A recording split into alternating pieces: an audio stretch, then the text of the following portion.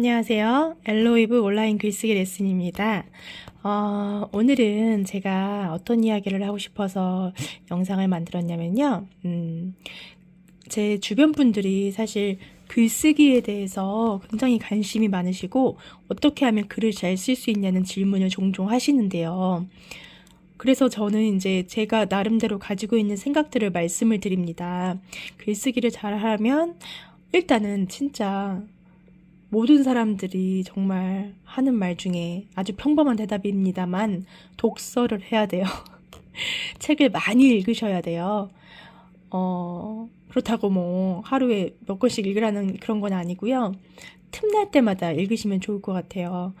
어떤 사람들은 틈날 때마다 유튜브를 보잖아요. 그게 아니라 유튜브를 보거나 TV를 보는 게 아니라 틈날 때마다 책을 보는 거죠. 그러면 자기도 모르게 생각이라는 것을 하게 되고, 그리고 그 책 속에 있는 작가가 쓴 글들을 통해서 본인이 어떤 실행을 하는 용기가 생기고 도전할 수 있는 마음이 생기거든요.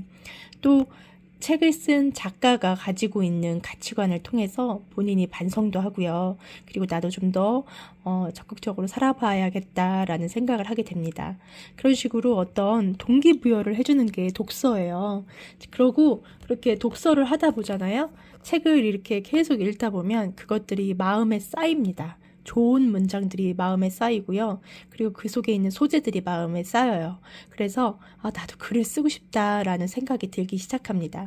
이거는 사람들마다 각자 때가 다르겠지만 대부분 책을 많이 읽는 분들이 글쓰기로도 많이 이어집니다. 그래서 책을 많이 읽는 분들이 글을 잘 쓰게 되는 이유가 뭐냐면 좋은 글을 많이 읽다 보니까 본인도 그렇게 글을 잘 쓰고 싶다는 어떤 열망이 생기는 거죠. 근데 이제 또 질문 중에 하나가 그렇게 글을 잘 쓰고 싶어서 글을 쓰려고 컴퓨터 앞에 앉았는데 막상 뭘 써야 될지 모르겠다라고 말씀을 하세요. 그게 왜 그러냐면 보통 이렇게 글을 쓰는 직업을 가진 분들은 의뢰를 받아요. 어떤 업체를 통해서라든가 아니면 요즘은 뭐 크몽, 숨은고소 이런 앱을 통해서도 글쓰기 의뢰를 받을 수 있는 루트가 많이 있거든요. 그렇게 이제 어떤 의뢰를 받으면 글을 써야 한다는 주제가 생기기 때문에 글을 쓸 일들이 생기죠. 그리고 어떤 책을 출간하겠다는 목표를 가지신 분들은 그 목표를 향해서 나아가다 보니까 글을 쓸 수밖에 없어요. 예를 들어서 내가 이제 아이들을 가르쳤던 경험, 아이들 한글 가르쳤던 경험을 책으로 쓴다라고 하면 그럼 한글 가르치는 과정에 대한 어떤 경험이 있고 그걸 책으로 내겠다는 목표가 있기 때문에 당연히 글 쓸 거리들이 생기죠. 하지만 일반적으로 보통 아무런 목적 없이 글을 쓰려고 책상 앞에 앉아 있으면 글을 쓸 수가 없습니다. 그럴 경우에는요, 목표를 하나 만드셔야 돼요. 예를 들어서 가장 손쉬운 가장 쉽게 접근할 수 있는 게 뭐냐면 블로그죠. 블로그. 뭐 어떤 분들은 인스타그램도 하실 수도 있고요. 근데 저 같은 경우는 인스타그램보다는 블로그가 저한테 좀 잘 맞아서 블로그를 하고 있는데요. 블로그에 일단 하루에 한 번이라도 짧은 글이더라도 내가 어떤 글을 쓰겠다라는 것을 목표로 삼는 거죠. 소재에 대한 주제에 대한 목표가 없다면 어떤 글이든 쓰겠다라는 걸 목표로 잡고 그걸 블로그로 장치를 마련하는 거예요. 그래서 아침에 만약에 아침 10시에 내가 매일 시간을 비울 수 있다. 자기가 가장 편한 시간이 아침 10시다. 그러면 그렇게 아침 10시에 무조건 앉아서 블로그를 켜시고 블로그에다가 쓰는 거예요. 근데 또 뭘 써야 될지 모르겠다고요? 그렇다면 지난밤에 본 드라마에 대해서 쓰셔도 되고요. 아니면 최근에 읽고 있는 책에 대해서 쓰셔도 되고요. 아니면 본인이 뭐 회사 생활하면서 겪었던 어떤 어려움에 대해서 쓰셔도 되고요. 처음에는 아마 이 글을 블로그에 올리시는 게 용기가 나지 않으실 거예요. 그럴 경우에는 비공개로 하세요. 처음에는 비공개로 좀 쓰시다 보면 자꾸 쓰다 보잖아요. 그러면 자기도 모르게 글을 정화하는 능력이 생깁니다. 아, 이런 내용은 써도 되겠다. 이런 내용은 너무 부끄러우니 쓰지 말아야겠다. 라는 생각이 드시기 시작할 거예요. 그런 지점이 오는 기간이 사람마다 다르겠지만, 만약에 매일매일 블로그에 글을 하나씩 올리는 습관을 가지신 분이라면, 그게 한 달 정도 되면 그래도 그때부터는 본인이 아, 이런 글을 쓰면 참 좋겠다라는 어떤 가치관이 생기실 거예요.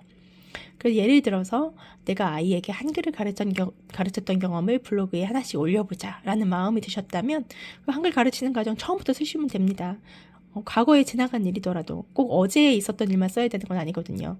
이게 뭐 몇 년 전 일이더라도 그때를 떠올리셔서 아이가 뭐 예를 들어서 길거리에서 간판에 써있는 글자를 궁금해 하더라.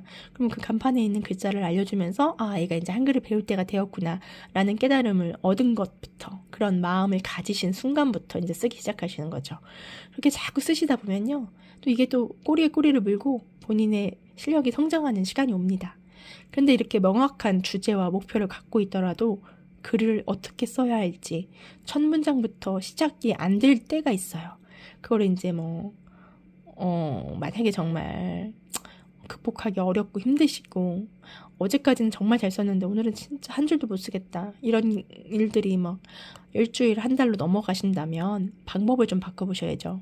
아침 10시에 쓰다가 글이 정말 안 돼서 아침 10시에 시작한 걸 점심때까지 붙잡고 있었다. 그럼 일어나셔야 돼요. 1시간, 2시간 앉아있을 정도로 글이 안 나온다는 건 쓸 수 있는 거리가 정말 생각이 안 나는 거거든요. 그럴 때는 일어나서 걸으셔야 합니다. 밖에 나가서 산책을 하셔도 좋고요. 그리고 좋아하는 카페에 가서 커피 한 잔 마시셔도 되고요.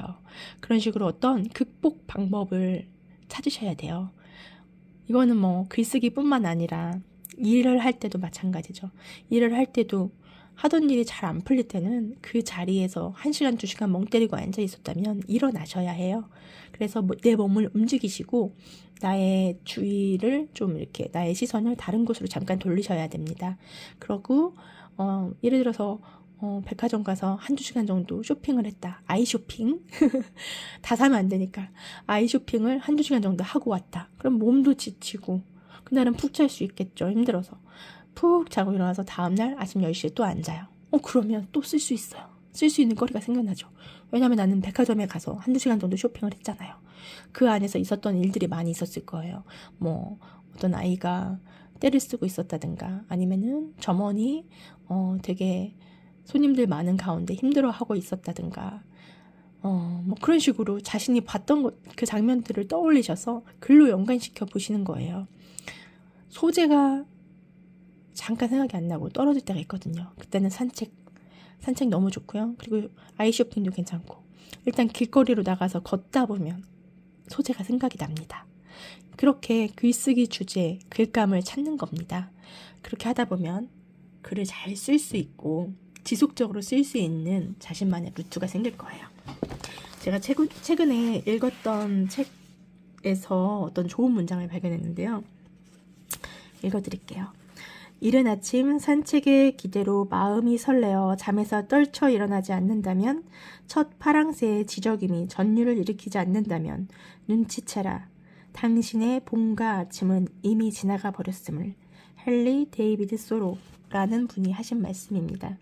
이게 무슨 말씀이냐면, 아침에 어떤 이렇게 기대나 잠에서 깨어났을 때 행복하게 시작하는 마음이 생기지 않는다면 당신의 봄과 아침이 지나가 버렸다, 이런 뜻이에요. 근데 이걸로 여기까지만 읽고 봄과 아침이 지나가 버려서 안 좋다는 거네? 그래서 뭐 어쩌라는 거지? 라고 이렇게 끝나면 안 되고요.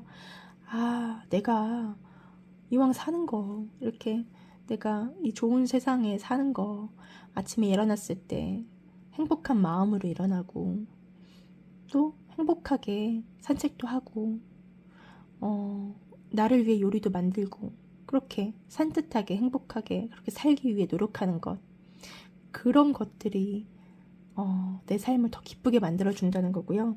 그런 기쁜 순간들이 모여서 글쓰기 주제로 연관이 되는 거죠.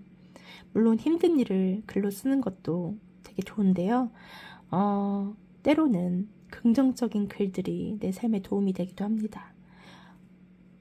나의 봄과 아침이 지나가 버리지 않게 행복하게 살기 위해서 노력하시면 좋을 것 같아요. 글쓰기를 하는 것도 사실은 어떤 기쁨과 성취감을 위해서 하시는 경우가 많아요.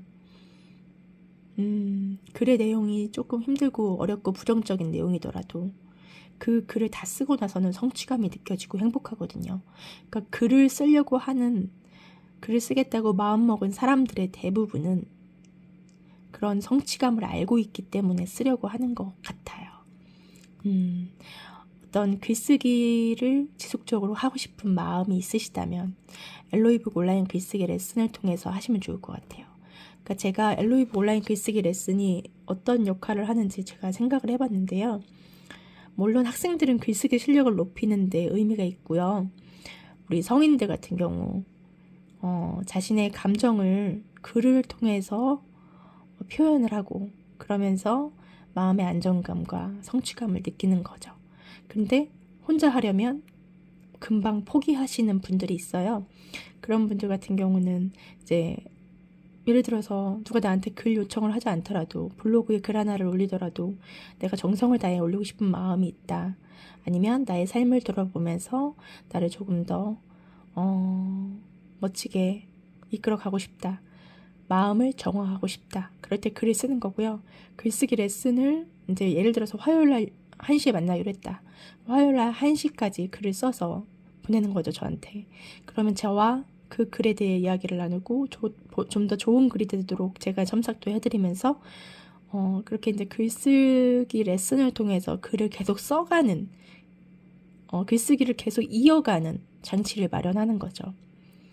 내 삶에 좋은 장치를 마련하는 거죠. 아이들이 학원을 가죠.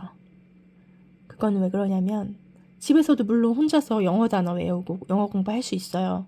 하지만 학원을 가는 이유는 그곳에 이 아이를 관심을 갖고 관리를 해주는 선생님이 있기 때문이죠. 선생님이 이 아이 대신 공부를 해주는 건 아니에요. 어차피 공부는 아이가 해야 되죠. 하지만 아이가 혼자서 집에서 하다 보면 포기할 수 있어요. 하지만 학원과 이런 글쓰기 레슨을 통해서 같이 하면 더 발전할 수 있다는 겁니다. 그래서 엘로이북 온라인 글쓰기 레슨은 성인분들 글쓰기를 도울 수 있을 것 같아요. 마음을 정화하고 보다 산뜻하게 늘 봄처럼 살아갈 수 있게, 자신이 깨어날 수 있게 글쓰기로 돕는 역할을 할 수 있을 것 같아요. 혹시 글쓰기 레슨을 원하신다면 댓글을 참고해주세요. 감사합니다.